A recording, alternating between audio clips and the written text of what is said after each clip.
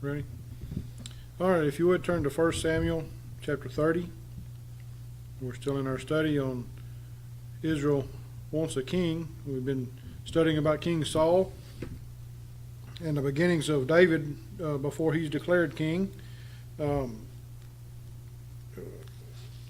Next time, Lord willing, we'll finish this study with the last chapter. Chapter 31 has the death of Saul, and we'll look at that next time. But chapter 30, we're still with David. If you remember, he went and lived with the Philistines, him and 600 of his men and all their families and all their belongings, their animals, everything they had. The Philistines went out to fight Israel. David went with them. Him and his 600 men went out to the battle with the king of the Philistines. And because the princes of the Philistines were upset that David was there, and that because they didn't trust him, the king sent him back home. So a city named Ziklag is where they were living. That's the place that the king there of the Philistines had given them. And they left. The last verse of chapter 29 tells us, so David and his men rose up early to depart in the morning to return into the land of the Philistines, and the Philistines went up to Jezreel. So the Philistines had invaded the nation of Israel, the land of Israel. They had left their land and had were heading towards Jezreel, where Saul and his army was located. We won't see anything about Saul and his army tonight. This is all concerning David and his men. And like I said, next time we get back to Saul and Saul's end. 1 Samuel chapter 30, verse 1, and it came to pass when David and his men were come to Ziklag on the third day that the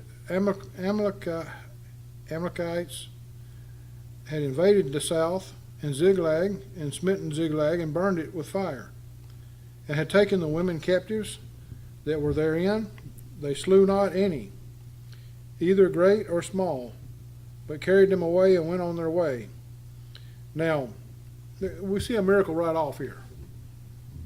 The Amalekites came and invaded Ziklag, burned it with fire, it says, and they took all the women captive. But notice it says they didn't slew any of them. Nobody was killed.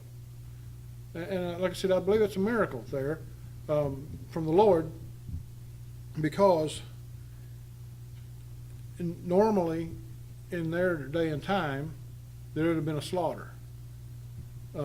If not the women, I know, and you read history, you see different tales from that time period. Sometimes an invading army would come and take all the women and incorporate them into their harem or whatever they had, and would kill all the male children so that there would be no descendants to carry on the name. Those types of things. We see that with Babylon when they came and overthrew countries. They would take, if they kept the king, they would make it so him and his princes could not bear children, and it would end the bloodline basically, or they would just kill them, one of the two. Here we don't see that. Verse 3, so David and his men came to the city, and behold, it was burned with fire, and their wives and their sons and their daughters were taken captives. They didn't even kill any of the children. They took everybody. Then David and the people that were with him lifted up their voice and wept until they had no more power to weep. It's a great time of mourning here, because they don't know what's happened. They know they've been taken away, but they don't know if they're still alive. Have they been tortured? Have they been, like I said, have the women been incorporated into the houses of the invading army? Have they been forced to do things that they would have had them do? Without getting too graphic there. But we don't see that here. The Lord protected them. Remember, now, well, I think we'll see towards the end of this story here, in this end of this chapter, I don't believe all the men that were with David were saved men. And if you remember back when he gathered these men up, or actually it was when these men came to him, it started out with him and his best friends, basically, his a little elite force that he had that came out of Israel, from the army of Israel. And then the rest of them were criminals, basically. You know, they were destitute. They were men that had not paid their bills and those types of things, and they had some kind of grievance against the government, basically, because the government, you know how people are. If they're not paying their bill, well, it's somebody else's fault. You know, it's not. You know, it's not. They don't think that, well, you know, we spent money on something we shouldn't have had, and anyway. So not all of David's men were honorable men. We see so far in this story with these men that they act honorably when they're with David. But towards the end of this chapter, we see that changes for a time. So we'll get to that in a moment. Verse 5, and David's 2 wives were taken captives. Ahinoam the Jezreelitess, and Abigail, the wife of Nabal the Carmelite. And David was greatly distressed, for the people spake of stoning him. They were threatening to stone David. They weren't demanding to go chase them down. They were going to stone David, because what did David do? David had talked them into going back to Israel to fight with the Philistines. If they hadn't have been, they could have been there to stop all this. And David was greatly distressed, for the people spake of stoning him, because the soul of all the people was grieved, every man for his sons and for his daughters. But David encouraged himself in the Lord his God. Notice the other people didn't do that, did they? Only David. They were grieved, it says, because of their loss. And that's a natural thing there, you know. We have family that, you know, somebody comes in and kidnaps them. Surely you're going to be grieved. You don't know if they're dead or alive. It's a horrible experience there. But instead of turning to the Lord, they turn on David. David turns to the Lord. And then David says, and David said to Abiathar the priest, Amalek's son. And remember, Abiathar's had a lot of grief in his life. Remember, Saul had went in and killed all the priests and all of Abiathar's family, Amalek and all his family. And Abiathar was the only son that was left. And now he's the priest himself. And as I pray thee, bring me hither the ephod. And Abiathar brought thither the ephod to David. And David inquired at the Lord, saying, shall I pursue after this troop? Shall I overtake them? And he answered him, pursue, for thou shalt overtake them, and without fail recover all. So the Lord, first David goes to the priest and demands the ephod be brought out. That's the little apron type thing that they brought out in time of the times that they wanted to speak to the Lord. Samuel used it. Amalek used it. Goes all the way back to Aaron, doesn't it? They made it. It was made according to the Lord's plans and according to His direction in Moses' day for the priest there, and it's been passed down all this time. And so David speaks directly with the Lord here, and just asks, "What do I do? Do we go after them? Do we give up?" Remember, they're in a foreign land. They don't know what they can do without getting in trouble. They don't know how big this army is that come and invaded. The Lord tells him to go after them. And he says, you're going to overtake them, and you're going to bring back everybody. Everybody's going to be alive. So David went, he and the 600 men that were with him, and came to the brook Bezor, where those that were left behind stayed. Now, if you stopped right there, you're going to be confused. He says, where those that were left behind stayed. Now, he's not talking about somebody before them. We go on to read the next verse, and he says, but David pursued, he and 400 men, for 200 abode behind, which were so faint that they could not go over the brook Bezor. So 200 of David's men stayed behind at this brook, at the crossing of this brook. That's what he's talking about in verse 9. Again, I think this is a prime example of why we need to read things in context in the Scripture. Because if you were to just stop at verse 9 like some people would, you would think, oh, there was some people ahead, but this is where those bad guys had stopped, or this is where somebody else had stopped.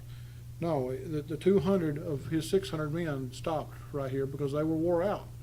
Remember, they're chasing after their families. They're probably in a pretty fast gallop,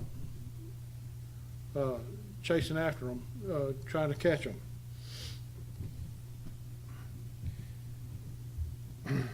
And they found an Egyptian in the field, and brought him to David, and gave him bread, and he did eat, and they made him drink water. This man had been without water so long they had to make him drink it. And they gave him a piece of a cake of figs, and 2 clusters of raisins. They pumped him full of sugar, didn't they? give him some energy. And when he had eaten, his spirit came again to him. Now, this is not meaning that the guy was dead. It just means that he was close to death, probably. But he needed some energy. He needed some food, nourishment. For he had eaten no bread nor drunk any water 3 days and 3 nights. Now, you think about that. Well, we know of people in the Bible who fasted 3 days and 3 nights, or sometimes longer. And we're okay.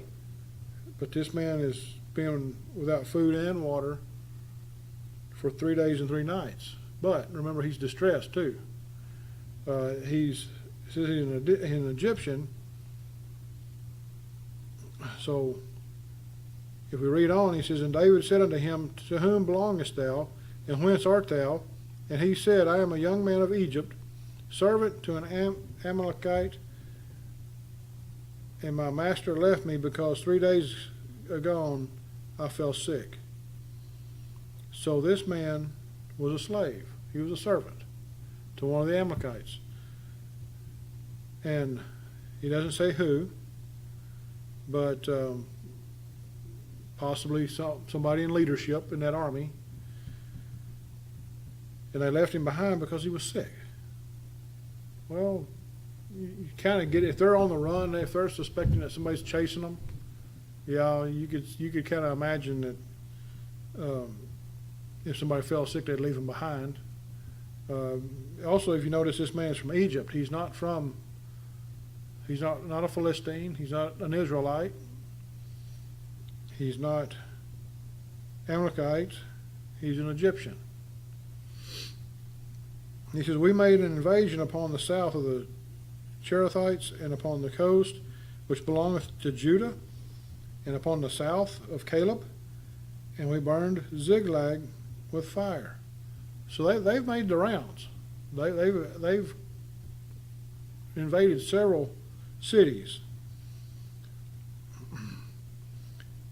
And David said to him, canst thou bring me down to this company? So David wants to know, can you take us to them? Do you know where they are? This man was a servant, so certainly he would know where they came from, right? He should anyway. And he said, swear unto me by God. that thou wilt neither kill me nor deliver me into the hands of my master, and I will bring thee down to this country, or this company. Now, here's the question. How did this man know about God?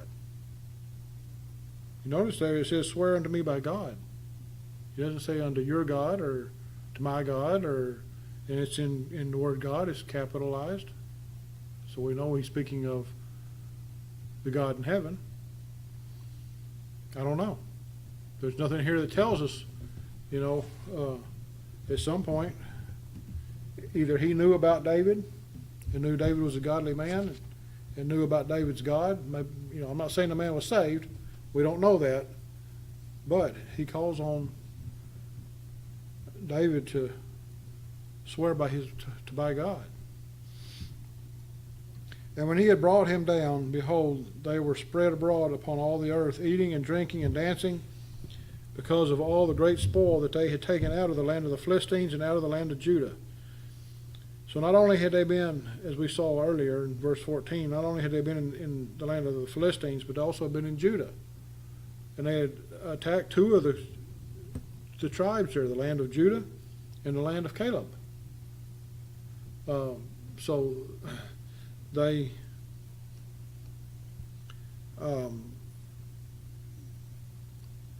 were now partying it up. They thought, we've gone far enough away, nobody knows where we are. We can stop and have a party and celebrate. And so they do. And David smote them from the twilight even unto the evening of the next day.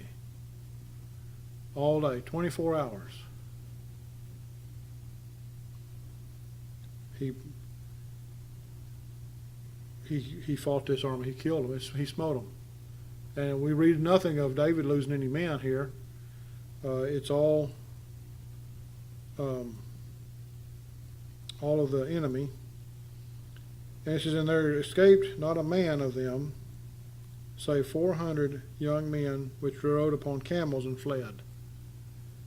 So they had a pretty good army. If he slew all of them except for 400, remember David's only got 400 with him at the time himself.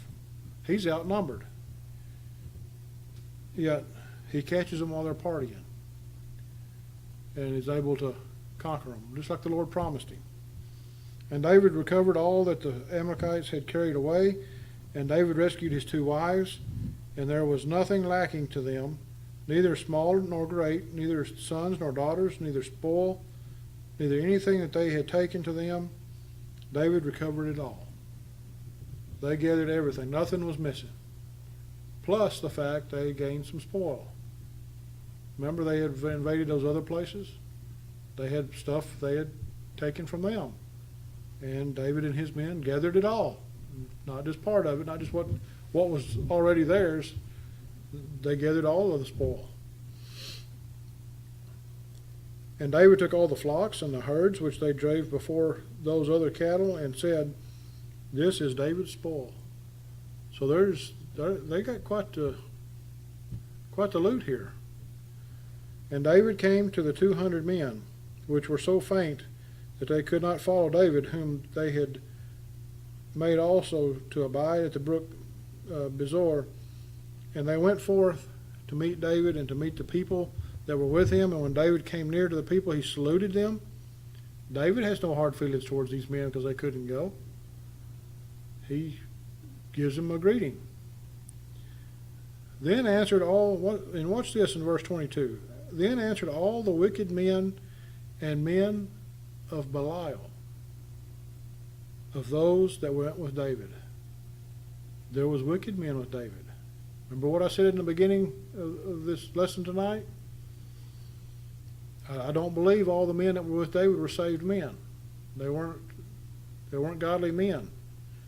But the Lord controlled them while they were under David. But their true sides coming out now. And said, because they went not with us, we will not give them aught of the spoil that we have recovered, save to every man his wife and children, that they may lead them away and depart. So basically these guys, these wicked men, they're willing to give these 200 men their women and children back, but that's it. They're saying, give them their women and children, we'll keep the rest, and send them on their way. We don't want anything else to do with them. Well, these 200 men have been with them the whole time up until now. This is the only battle that they have fought that they haven't been together. And it clearly says in the beginning that these 200 men had just gone as far as they could go. They were wore out. That happens. Then said David, "Ye shall not do so, my brethren." Now, I don't believe this is him calling them his brethren because of the Lord. I believe it's because of their countrymen. They're all from Israel. He tells them, "You're not going to do you're not going to do anything like that. That's ridiculous." He says, "Well, with that which the Lord hath given us, who hath preserved us and delivered the company that came against us unto our hand, for who will hearken unto you in this matter? But as his part is that goeth down to the battle, so shall his part be that tarrieth by the stuff. They shall part alike. And it was so that from that day forward that he made it a statute and an ordinance for Israel unto this day." So King David, as their leader right now, and later as king of Israel, David makes a statute here. He makes an ordinance. It's law, a law of the land, that it don't matter if it's what happens.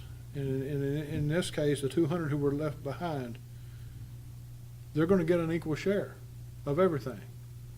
And that's how things were to be in Israel when once he becomes king. That's how things will be in Israel. People will get their fair share. And when David came to Ziklag, he sent of the spoil unto the elders of Judah. Now, not of the things that were theirs to start with, but of the spoils that had come out of the other places that these guys had invaded. He sent it unto the elders of Judah. Not just to one place, but to the elders. And remember, now it says the elders of Judah. Now this is the tribe of Judah. And remember, David is a member of that tribe. He doesn't send it to all Israel, but just to the elders of the tribe. And he names where these elders are from. He sent the spoil unto the elders of Judah, even to his friends, saying, "Behold, a present for you of the spoil of the enemies of the Lord." So he is rewarding those men, and essentially what he's doing is he's building an alliance here behind Saul's back. Now, whether it was his intentions or not, I don't think so. I think he was doing it out of the kindness of his heart, and because that was what the Lord led him to do. But it works in his favor later, because when Israel begins to look for another king after Saul dies, David's a shoo-in, basically, because of things like this. To them which were in Bethel, to them which were in South Ramoth, to them which were in Jatir, and to them which were in Aor, and to them which were in Siphmoth, and to them which were in Eshtemoa, and to them which were in Rachel, and to them which were in the cities of the Jerahmeelites, and to them that were in the cities of the Kenites, and to them which were in Hormah, and to them which were in Chorashan, and to them which were in Attish, and to them that were in Hebron, and to all the places where David himself and his men were wont to haunt. Now, what that means is all the places that David and his men had gone up until this point, and had relied on those people to support them while they were running from Saul. they went back and paid them back. He had the means now to pay these people back for helping him, and it's an honorable thing. He didn't have to do that, but he did. And like I said, it builds an alliance with these people. So when it comes time for him to be king, they will back him. They'll be his main supporters. Now, next time, we'll get to the ending of Saul. We're not going to go, if we go any further than this, it'll just be a few verses in the first chapter of 2 Samuel, and we'll do that next time also. But we're not going to go any further than that, and we'll be starting another study after next week. So that's all we have.